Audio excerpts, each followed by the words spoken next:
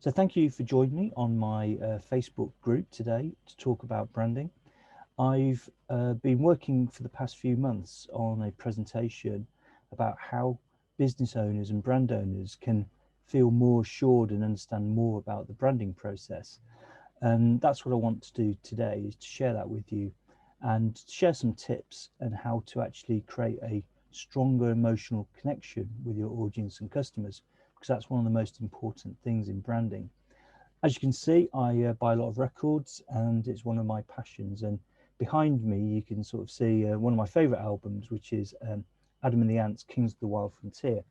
Now, I've put that up there for a reason, and because it's an album that I probably listened to for about 30 years or more.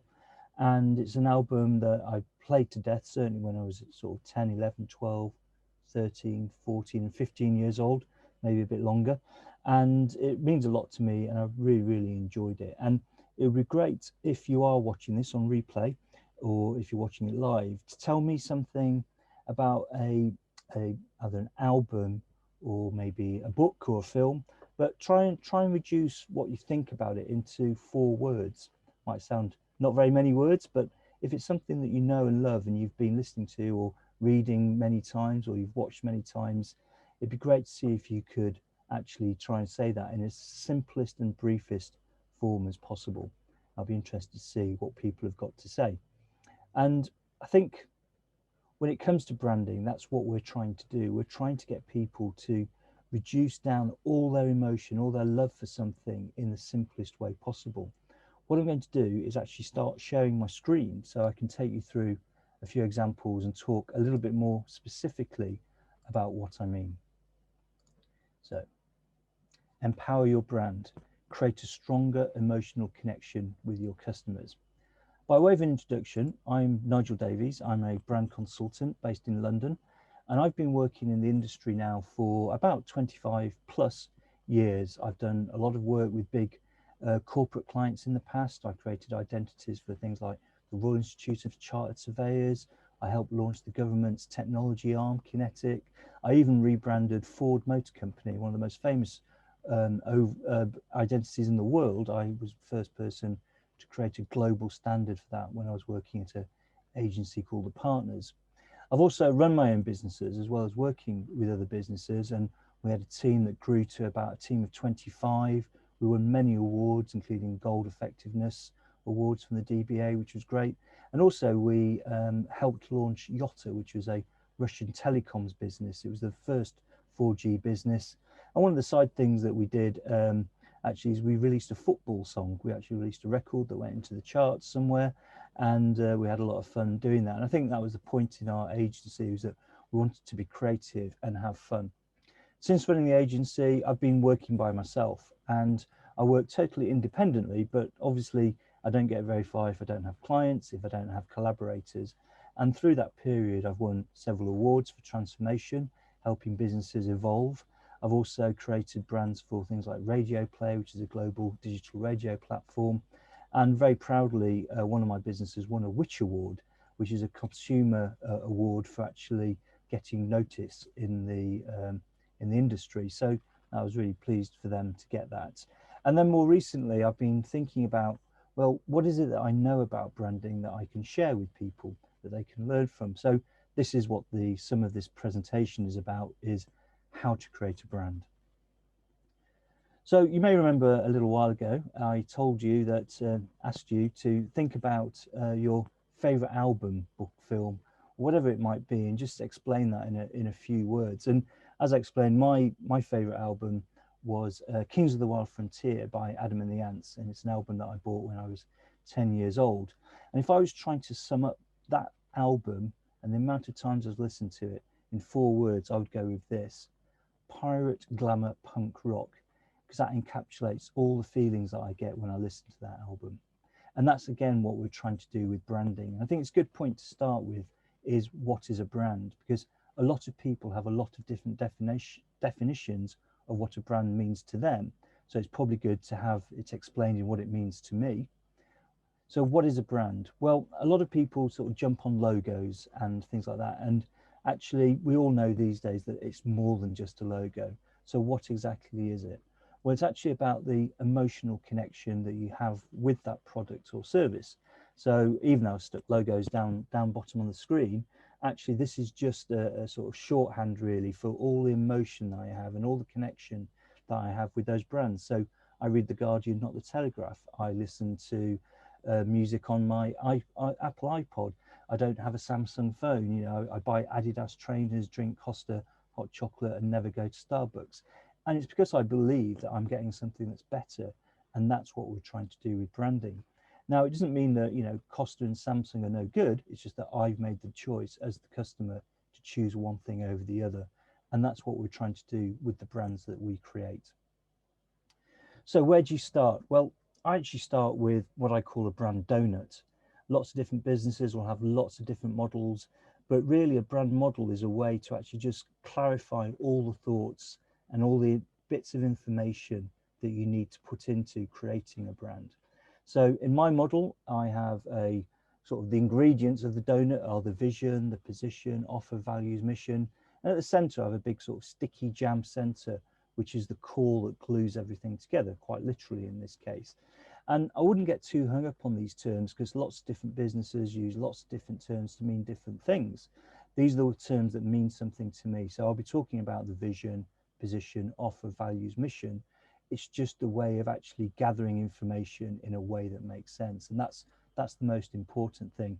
And this presentation will show you some of the ways to do that. So there's actually three main areas to think about actually when doing the branding. The first is about the insight. You need to discover what is relevant. The next part is to tell the story, make it unique, define something that really makes sense and actually is special and makes you stand out. And then the final part of that is to actually engage with your audience through memorable experiences. And I'm going to take you mainly through the insight and story phase of that, and then show you some examples of how that can lead to greater engagement. So first off, insight. This is a little example I'm giving you of one of the brands that I really love. So The Guardian, I've been a subscriber of theirs for the past 10, 15 years maybe, read it every day. And about 5 years ago, they asked me to go to a kind of customer research session, not because I'm creative, but because I'm a customer. And they put me behind one of those sort of glass screens, and we were in a focus group where they were sort of asking us about what we thought about The Guardian, you know, what was about the content, what didn't we like. And one of the crucial things they were asking us about is the size. They were showing us different formats, different large ones, small ones. At the time, they were in the Berliner format, and actually, I think they already made the decision that they were going to make it tabloid size, but they just wanted to listen to what we had to say about everything and how our thoughts about the change in size affected our perception of what The Guardian would be as a newspaper. Sure enough, a few years later, when it eventually came out, they had made it smaller.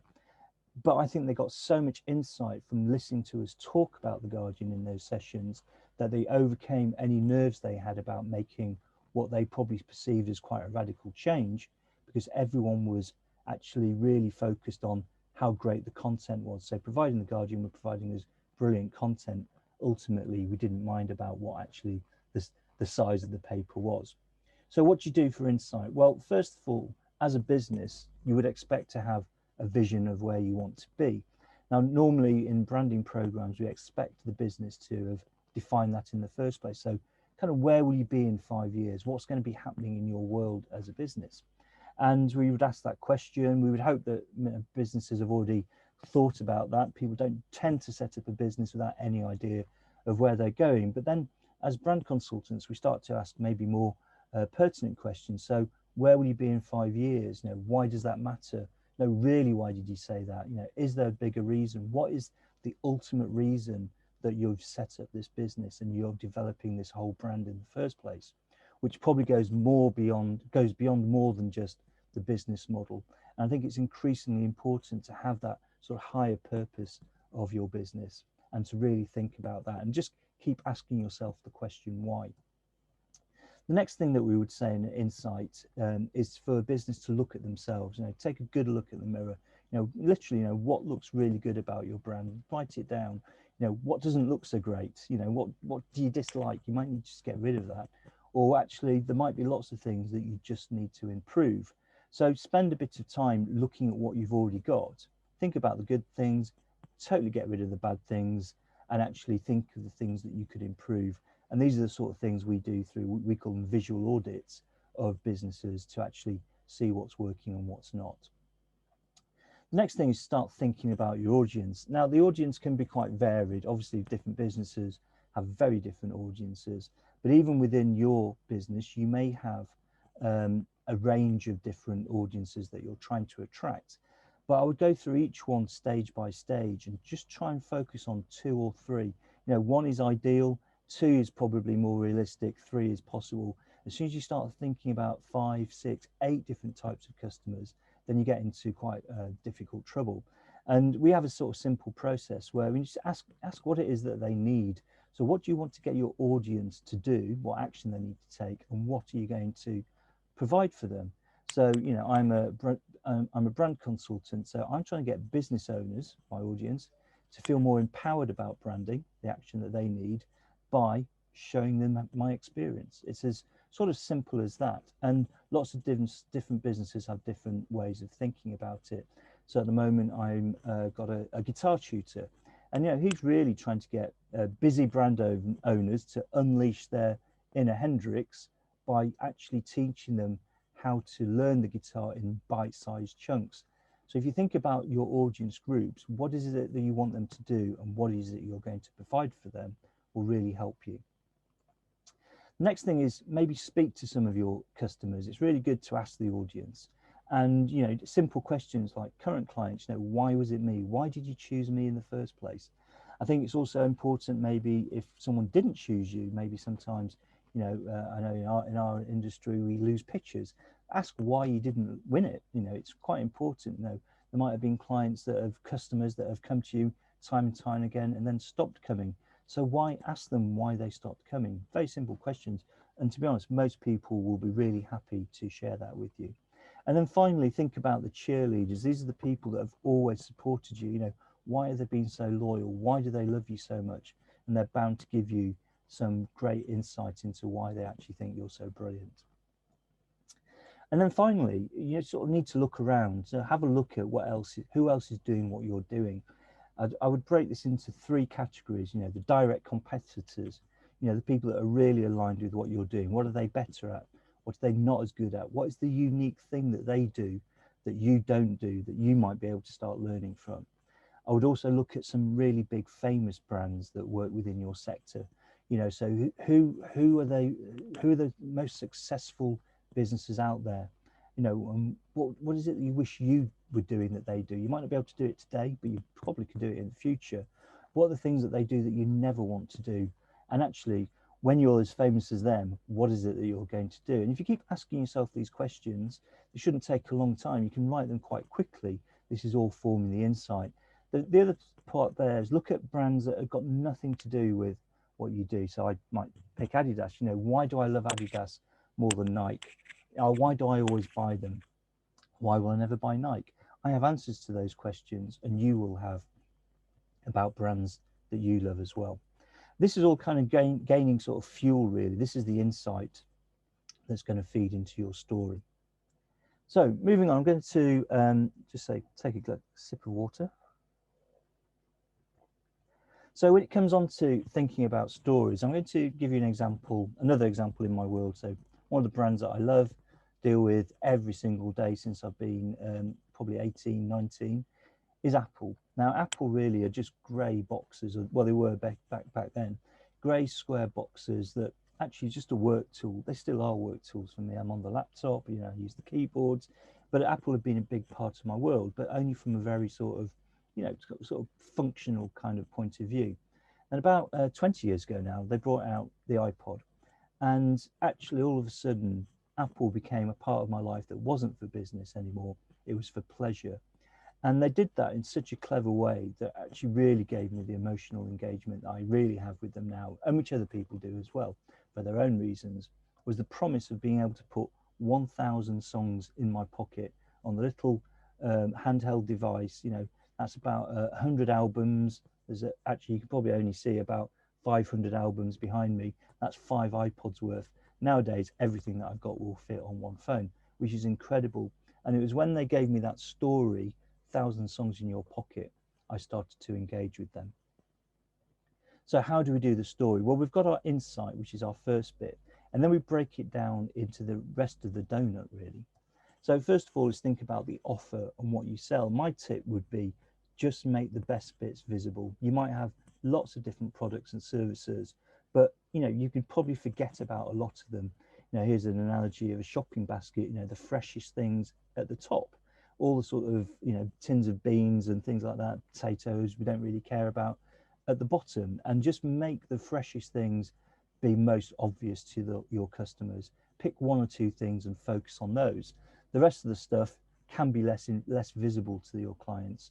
They may come across them at times, they may be very useful, the staple diets and things, but really focus on that bright and fresh ingredients. Values are really important, and I think a lot of people understand the value of values when they're actually building brands. And what I find is that a lot of people think about values in terms of their own personal beliefs, which are really important. So it's kind of what you believe is actually going to drive how your business behaves and acts. But I think what's really important once you've defined a set of values is that you make sure that they have a relevance to your audience, so they are kind of true to you but meaningful to your customers. So for instance, my values are hardwired into my business name, which is PIN. So P for pragmatic, I for inspiring, N for nurture. So when people work with me, P for pragmatic, I sell things quite straightforward. I try and keep things inspiring and creative, and I'm always trying to engage and nurture and learn. There's a few tips there. If you can't find your values, think about things that make you pride. Think about times you were happy, things about times you were the most satisfied. These are all ways of getting clues into defining your values, and they will really help you orientate yourself. As I say, a lot of people have values hardwired into them. I would also say, as a rule of thumb, don't have more than 5, probably not more than 4. But the most important thing is make them relevant to your audience.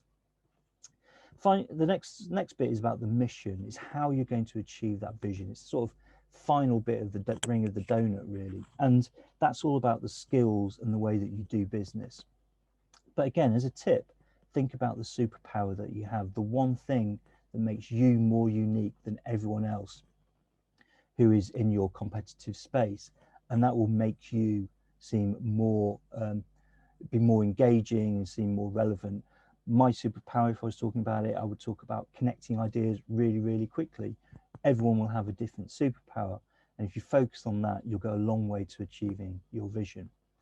So we've done all our sort of insight, we've got all our extra bits of the story. Now we need to tell our story, and my tip for that is to actually write it down. So there's a lot of information that has been fed into this, but actually just sort of get it all onto a page, get it all onto a single piece of paper as much as you can, and then write it in about, I would say, 40 or 50 words. Summarize your story. Don't worry about everything that you've put in there. Just try and summarize it, get it down to as short as possible, and then summarize it again, which is more like a pitch, the elevator pitch. 20 words. Can you talk about your business in 20 words? And then finally, can you just say it in a few words, so that you've just got what is at the core of your business, what is at the true heart. Just like at the core of my Adam and the Ants album, it's about the pirate glamour punk rock. And if you can do that, then you'll get a long way to creating that emotional engagement and connection with your audience.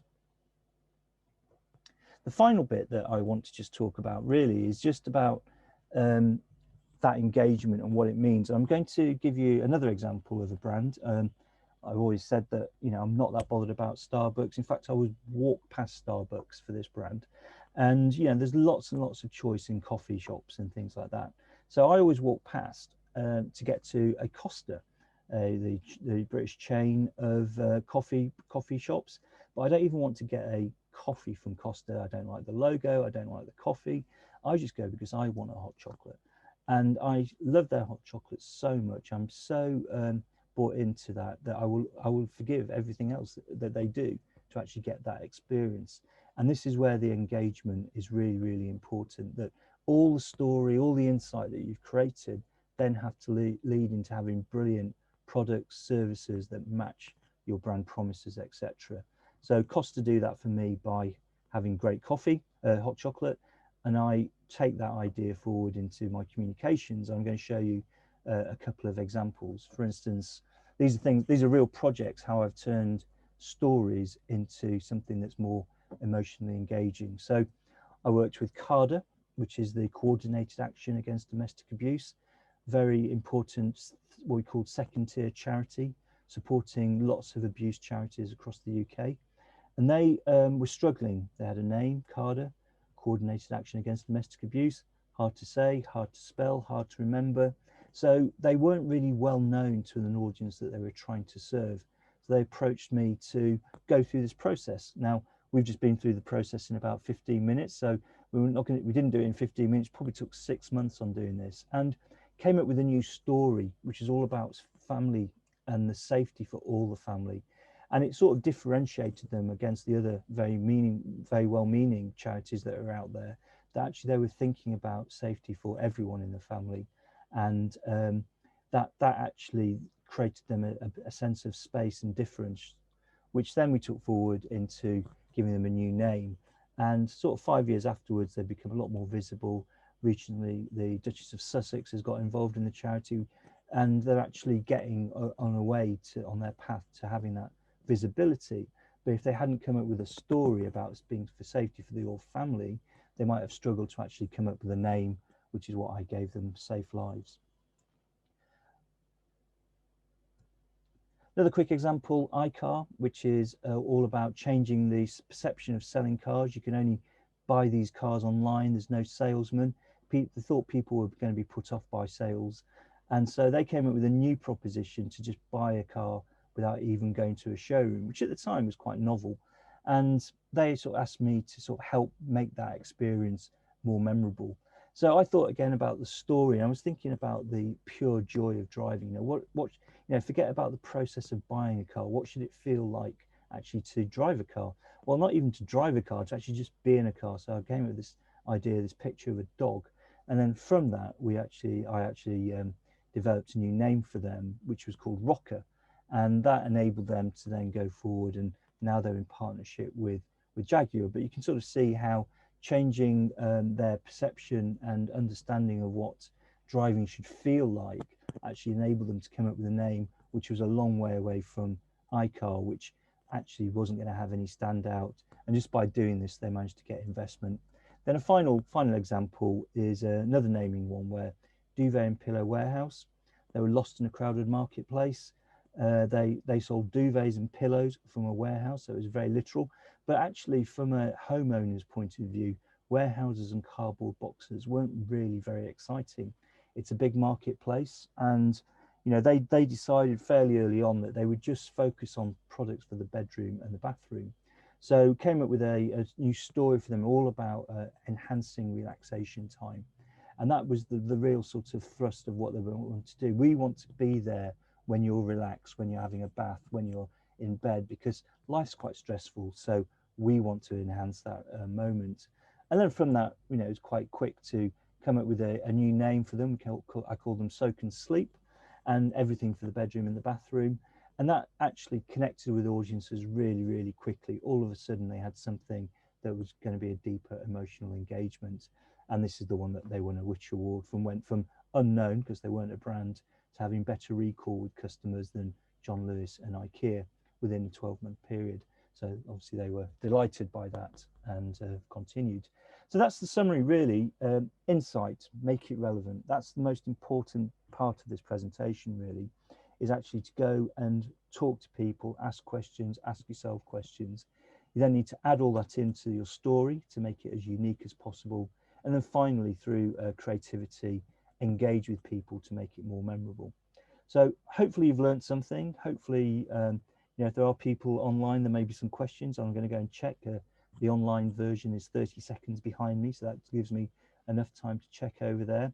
I've also, people may have been taking notes throughout. There is a download that you can do of this presentation called Empower Your Brand. It's actually a book of worksheets there's tasks, there's all the activities on the insight and the story part in here that you could sit down and probably in a couple of hours, a couple of pots of tea or something, actually go through and start doing a lot more engagement with your customers. So if you want to go and download that, that's available at the website. I am now just going to check and see if there are any questions. If you're watching this on replay, thank you. If you're watching it live, bear with me. If you're watching it on YouTube, because I might post this on YouTube, put questions into there and hopefully I can answer them in time. But thank you for being live here today. I'm just going to see if there's any questions. And if there isn't, then we're going to wrap up.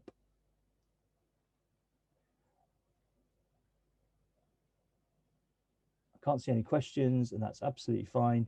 So thank you for your time. Please keep on kind of thinking about what your customers need and how you're serving them and creating that emotional engagement, which actually requires the sort of use of creativity to get through to people. So thanks for your time and hopefully see you soon. Bye.